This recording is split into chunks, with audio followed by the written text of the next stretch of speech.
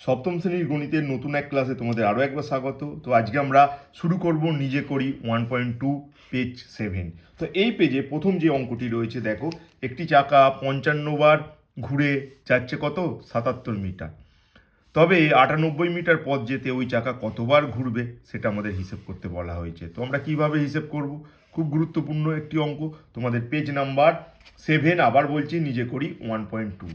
তো দেখো, এই অঙ্ক করার জন্য আমরা ঠিক এইভাবে ব্যাপারটা ভাববো যে 77 মিটার পথ যেতে 55 বার চাকা ঘোরে। তাহলে আমরা লিখে নেব, আমরা লিখব পথের দৈর্ঘ্য, একদিকে লিখে নেব পথের দৈর্ঘ্য, আর অন্যদিকে লিখে নেব চাকা ঘোরার সংখ্যা। এদিকে লিখে নেব চাকা ঘোরার সংখ্যা, চাকা ঘোরার সংখ্যা। তো দেখো এবার, তো 77 মিটার পথের দৈর্ঘ্য যখন 77 মিটার, সেই পথ যেতে হলে চাকাকে কতবার ঘুরতে হচ্ছে? 55 বার ঘুরতে হচ্ছে। তাহলে এখন আমাকে তো পথ যেতে হবে 98 মিটার, তাহলে এই 98 মিটার পথ যেতে হলে চাকা কতবার ঘুরবে, এইটা আমাদের সমস্যা। তো এই সমস্যার সমাধান আমরা কিভাবে করব? আমরা ঐকিক নিয়মের সাহায্য নেব। আমরা ঐকিক নিয়মের সাহায্যে কি লিখব? আমরা লিখব 77 মিটার যায় 55 বার ঘুরে, তাহলে আমরা লিখব 77 মিটার যায় কতবার ঘুরে বলো? যায় চাকা 55 বার ঘুরলে, 55 বার ঘুরলে। তাহলে আমরা এখন করব, আমরা এখানে করব 1 মিটার যায়, 1 মিটার যখন যায় চাকা ঘুরবে কতবার? 55 বাই 77 বার। তাহলে যদি 1 মিটার যেতে গেলে 55 বাই 77 বার ঘুরে, তাহলে আমাদের কাছে প্রশ্ন 98 মিটার পথ যেতে কতবার ঘুরবে। তাই আমরা লিখব 98 মিটার, 98 মিটার যায় চাকা কতবার ঘুরে? এই যে 55 বাই 77, এর সাথে আমরা গুণ করব কি 98। এবার এখানে আমরা কাটাকাটি করব, যা কাটাকাটি সম্ভব। তাহলে আমরা যদি 11 দিয়ে কাটি, 5 11 55, 7 11 77, 7 দিয়ে যদি 98কে কাটি, 7 1 7 আর 4 7 28, মানে 5 আর 14 গুণ করলে 5 14 70, 70 বার ঘুরলে। অতএব আমি উত্তরে লিখব 98 মিটার পথ যেতে চাকা কতবার ঘুরবে সেটা আমাকে হিসেব করতে বলা হয়েছিল, এবং আমরা হিসেব করে ফেলেছি। তাই আমি লিখব, আমরা লিখব কি 98 মিটার পথ যেতে হলে, অতএব আমরা লিখব 98 মিটার পথ যেতে চাকা কতবার ঘুরবে? না, চাকা 70 বার ঘুরবে। তো নিশ্চয়ই অঙ্কটা তোমরা বুঝে উঠলে যে 98 মিটার পথ যেতে চাকা কতবার ঘুরবে? 70 বার। তো এই পেজে ঠিক পরের অঙ্কটি কি রয়েছে এখন আমরা দেখে নেব। দেখো, আমাদের এখানে 2 দাগের অঙ্কটা আমরা করব। 2 দাগের অঙ্ক করার আগে আমি বলবো, তোমরা যারা আমার এই চ্যানেলে নতুন তাদের বলবো, আমরা 2026 ম্যাথামেটিক্স ক্লাস 7-এর একটা আমরা প্লে লিস্ট বানিয়েছি, যেখানে আমরা সমস্ত অঙ্ক তোমাদের ক্লাসে সমাধান করে বুঝিয়ে আপলোড করছি। তোমরা সেই প্লে লিস্ট থেকে তোমাদের প্রয়োজনীয় ভিডিও কিন্তু দেখতে পারো। আশা করি দেখলে তোমরা অবশ্যই উপকৃত হবে এবং তোমাদের পরীক্ষার ভালো রেজাল্ট হবে। তো এখন আমরা 2 দাগের অঙ্ক করব। দেখো, দীপ্তার্ক প্রত্যেক সপ্তাহে একদিন সাঁতার শিখতে যায়। 364 দিনে সে মোট কতদিন সাঁতার শিখতে যায় সেটা আমাদের হিসেব করতে বলা হয়েছে। তাহলে এইটা আমরা সমাধান করব।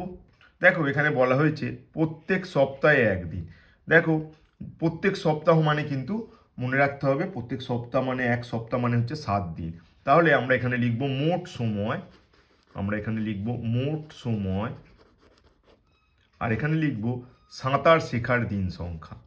আমরা দুটো হেডিং করব, সাঁতার শেখার দিন সংখ্যা। আমরা এই দুটো হেডিং লিখব। তো দেখো, মোট সময় যদি 1 সপ্তাহ হয়, মোট সময় 1 সপ্তাহ, 1 সপ্তাহ মানে তোমরা জানো 7 দিন। তো সেই 7 দিনের মধ্যে সাঁতার শেখার দিন হচ্ছে 1 দিন। তাহলে এখন আমাদের কাছে প্রশ্ন, 364 দিন যদি মোট সময় হয়, তাহলে কতদিন সে সাঁতার শিখবে? এই প্রশ্নের উত্তর আমাদের করতে হবে। তো আমরা এখানেও ঠিক একইভাবে ঐকিক নিয়মের সাহায্য নিয়ে আমরা করতে পারি। তো ঐকিক নিয়মের সাহায্য নিয়ে কি লিখব? অতএব লিখব 7 দিনের মধ্যে, 7 দিনের মধ্যে 7 দিনের মধ্যে সাঁতার শেখে কতদিন? সাঁতার শেখে 1 দিন। 7 দিনের মধ্যে সাঁতার শেখে 1 দিন। তাহলে 1 দিনের মধ্যে সাঁতার শেখে কতদিন সেটা আমাকে গণনা করতে হবে। নিশ্চয়ই বলবে 1/7 দিন। আর 364 দিনের মধ্যে কতদিন সাঁতার শিখবে? তাহলে 364 দিনের মধ্যে সাঁতার শেখে 1, 7, আর এখানে তোমাকে 364 গুণ করতে হবে। এবার 364 গুণ করার পর আমরা তো 7 দিয়ে কাটাকাটি করব। 7 দিয়ে কাটলে দেখো 5 7 35, আর এখানে হচ্ছে তোমার 7 দিয়ে ভাগ করলে এখানে 1 থাকবে, আর 14, 7 দুগুণে 14, তাহলে 52 দিন সমান 52 দিন। তাহলে আমাদের যে প্রশ্ন করা হয়েছিল যে 364 দিনের মধ্যে সে কতদিন সাঁতার শিখতে যায়, তাহলে আমরা লিখব 364 দিনের মধ্যে দীপ্তার্ক 52 দিন সাঁতার শিখতে যায়। অতএব আমি লিখব, অতএব আমরা কি আনসার পেলাম? 364 দিনের মধ্যে 364 দিনের মধ্যে 364 দিনের মধ্যে দীপ্তার্ক সাঁতার শেখে কতদিন? দীপ্তার্ক সাঁতার শেখে কতদিন? দীপ্তার্ক সাঁতার শেখে 52 দিন। তো নিশ্চয়ই তোমরা 2 দাগের অঙ্কটি বুঝতে পারলে।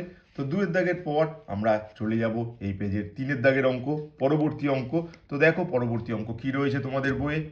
দেখো এই পেজেরই 3 নম্বর অঙ্ক। কবিতার 120টি কাগজের প্রয়োজন, প্রত্যেক দিস্তায় 24টি কাগজ আছে, কবিতা কত দিস্তা কাগজ কিনবে হিসেব করি। তাহলে কবিতার কটা কাগজের প্রয়োজন? 120টি। তো একটা দিস্তায় কটা কাগজ আছে? না 24টি। আর তাহলে সে কত দিস্তা কাগজ কিনবে সেইটা আমাকে হিসেব করতে হবে। তাহলে আমরা একদিকে লিখব কাগজের সংখ্যা,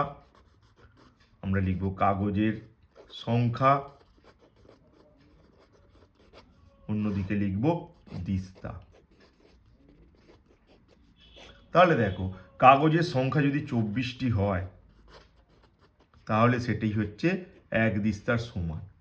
তাহলে এখন কবিতার তো 120টি কাগজের প্রয়োজন, তাহলে সে কত দিস্তা কাগজ কিনবে সেটা আমাকে হিসেব করতে বলা হয়েছে। তো এই হিসেব আমরা করব, কিভাবে হিসেব করব? তো আমরা ঐকিক নিয়মের সাহায্য আবার লিখব। কি লিখব? 24টি কাগজ সমান 1 দিস্তা। 24টি কাগজ সমান 1 দিস্তা কাগজ। এবার একটি কাগজ সমান ঐকিক নিয়মে করলে 1/24 দিস্তা কাগজ। আর কবিতার তো প্রয়োজন 120টি, তাহলে 120টি কাগজ সমান কত দিস্তা? তাহলে আমরা লিখব 120টি কাগজ সমান, এই 1-এর সাথে 120 গুণ হয়ে যাবে, আর এখানে 24 দিস্তা। এবার কাটাকাটি করতে হবে। 24 দিয়ে যদি তুমি কাটো, 24 5-এ হচ্ছে 120, তার জন্য 24 দিয়ে কাটলে 5, তার মানে 5 দিস্তা কাগজ। তাহলে আমরা উত্তরে কি লিখব? আমরা উত্তরে লিখব কবিতাকে কত দিস্তা কাগজ কিনতে হবে। অতএব কবিতাকে 120টি কাগজের জন্য 5 দিস্তা কাগজ কিনতে হবে। আমরা আনসার লিখে নেব। কি আনসার লিখে নেব? অতএব আমরা লিখব, দেখো অতএব আমরা কি লিখব? কবিতা কত দিস্তা কাগজ কিনবে? কবিতাকে 5 দিস্তা কাগজ কিনতে হবে। এই কথা মনে রাখবে, কবিতাকে 5 দিস্তা কাগজ কিনতে হবে।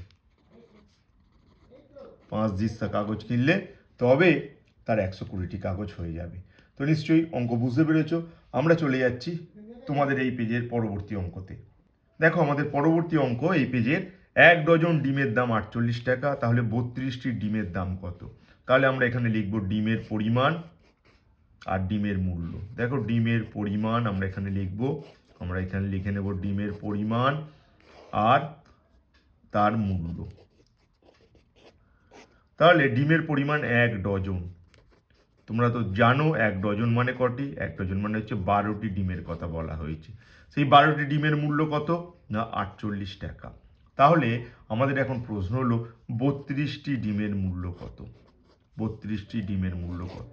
তো এখানেও আমরা কি করব? আমরা ঐকিক নিয়মের সাহায্য নেব, আর ঐকিক নিয়মের সাহায্য নিলেই কিন্তু আমরা অঙ্কটা সহজে করতে পারবো। তাই জন্য আমি কি লিখব? আমি লিখব 12টি ডিমের মূল্য, 12টি 12টি ডিমের মূল্য 48 টাকা। তাহলে 12টি ডিমের মূল্য যদি 48 টাকা হয়, একটি ডিমের মূল্য কত? একটি ডিমের মূল্য 48/12 টাকা। একটি ডিমের মূল্য 48/12 টাকা। এখন আমাকে নির্ণয় করতে হবে 32টি ডিমের মূল্য, তাই আমি লিখব 32টি ডিমের মূল্য কত। তো ঐকিক নিয়মের সাহায্যে করলে তোমাকে কি করতে হবে? তোমাকে 48/12 এর সাথে কি গুণ করতে হবে? এই 32 গুণ করে ফেলতে হবে। আর 32 গুণ করলেই আমরা ক্যালকুলেশন করব 4/12 তোমার 48, আর এই 4 32-এর সাথে গুণ করো, 4 দুগুণে 8, 3 4 12, 128 টাকা। তাহলে আমরা আনসারে কি লিখব? আমরা আনসারে লিখব 32টি ডিমের মূল্য কত? না 32টি ডিমের মূল্য 128 টাকা। অতএব আমরা লিখে ফেলবো কি?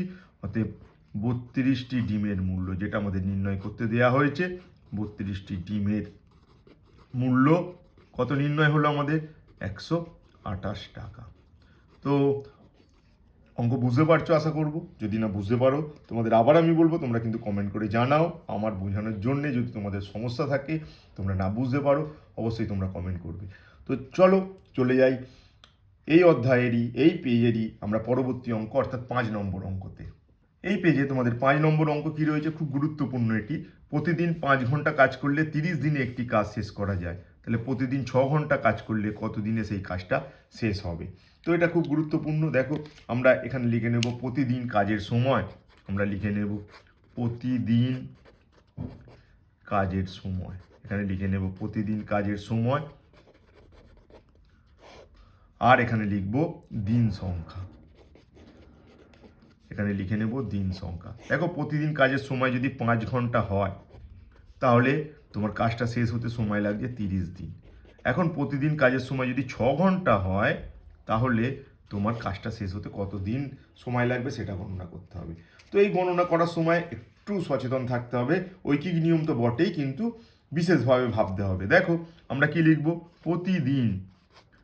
প্রতিদিন 5 ঘন্টা কাজ করলে সময় লাগবে কত? সময় লাগে 30 দিন। নিশ্চয়ই বুঝতে পেরেছ? প্রতিদিন 5 ঘন্টা কাজ করলে সময় লাগে কাজটা 30 দিন। এবার প্রতিদিন যদি 1 ঘন্টা কাজ করে, এবার কিন্তু গুরুত্বপূর্ণ, কত সময় লাগবে? দেখো, ঐকিক নিয়মে আগে যেগুলো করেছি আমরা 30কে এটা দিয়ে ভাগ করেছি সব সময়, কারণ সেক্ষেত্রে 1-এর জন্য যখন আমরা গণনা করছিলাম কমে যাচ্ছিল। কিন্তু যদি তুমি 5 ঘন্টার বদলে প্রতিদিন 1 ঘন্টা করে কাজ করো, তাহলে কিন্তু কাজটা শেষ হতে তোমার বেশি দিন সময় লাগবে। ভালো করে কথাটা মনোযোগ করে শুনবে।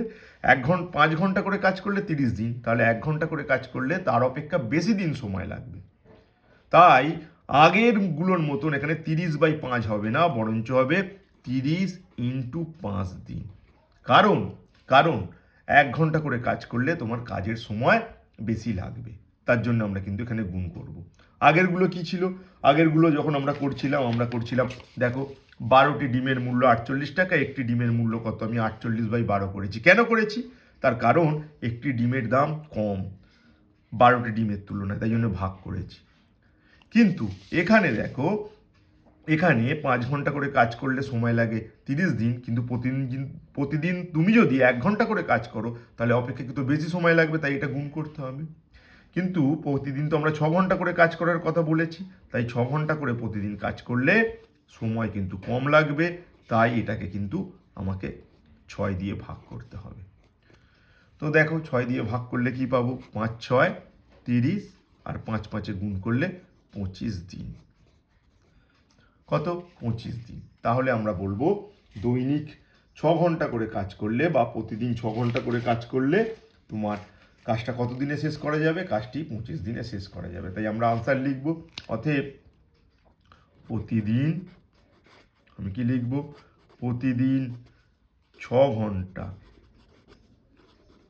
করে কাজ করলে, প্রতিদিন 6 ঘন্টা করে কাজ করলে কাজ শেষ হতে কত সময় লাগবে? কাজ শেষ হতে কত সময় লাগবে? কাজ শেষ হতে 25 দিন সময় লাগবে। তো এইভাবে আমরা আজকের ক্লাস শেষ করছি এই পেজের 5টা অঙ্কের মাধ্যমে। তোমরা দেখতে থাকো আমাদের গোল্ডেন ইউটিউব চ্যানেল, যেখানে আমরা আবার বলছি তোমাদের ক্লাসের প্রতিটা অঙ্ক আমরা শেখাবো। আমরা প্লেলিস্ট বানিয়েছি, সেই প্লেলিস্ট থেকে প্রতিটা অঙ্ক কিন্তু তোমরা দেখে নিও। তোমাদের আশা করি অনেক সুবিধা হবে। ধন্যবাদ। আবার পরের পর্বে তোমাদের সাথে দেখা হচ্ছে এই আশা রাখলাম।